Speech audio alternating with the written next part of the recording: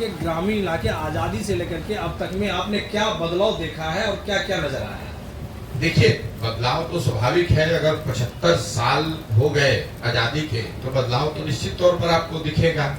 आज से 60-70 साल पहले बहुत ऐसे इलाके रहे होंगे जहां सड़क नहीं थी, बिजली नहीं थी। उन क्षेत्रों में सुधार आपको दिखेगा। लेकिन ज्यादा महत्वपूर्ण बात यह है कि 75 साल के बाद भी देश आजाद हुआ तो देश के सारे राज्य आजाद हुए। तमिलनाडु भी आजाद हुआ, बिहार भी आजाद हुआ।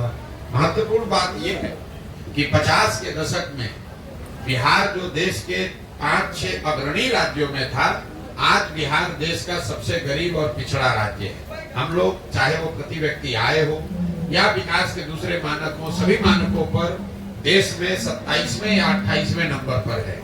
और ये स्थिति तब है जब 40-45 साल हम लोगों ने कांग्रेस का राज देखा, 15 साल लालू जी का राज रहा, 18 साल से नीतीश जी भाजपा का राज है।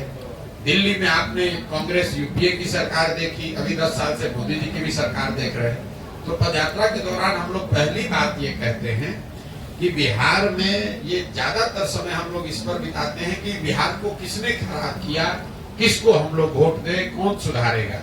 जबकि मूल बात यह है कि अगर आप एक बार को मान लें कि जिसने भी बिहार में शासन किया, उसने जो काम किया या करने का दावा कर रहा है, सब बात को अगर सही मान भी लिया जाए तो भी इस सच्चाई से कोई इनकार नहीं कर सकता है कि बिहार आज देश का सबसे गरीब, पिछड़ा, अशिक्षित, भुखमरी, बेरोजगारी वाला राज्य है। तो ये कहीं ना कहीं आपको बताता है कि जिस रास्ते पर हम लोग पिछले 40-50 साल से चलकर आ रहे हैं, उस रास्ते पर चलकर तो बिहार का सुधार होने वाला नहीं है।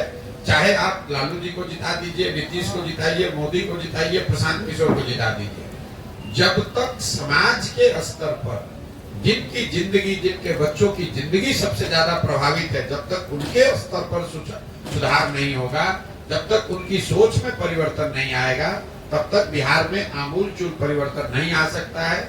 इसी सोच को आत्मसात करके इस पूरी योजना को मैंने बनाया है कि 2 साल लगे, 4 साल लगे, 5 साल लगे, सबसे पहले बिहार में जाकर लोगों को समझाया जाए, उनको तैयार किया जाए।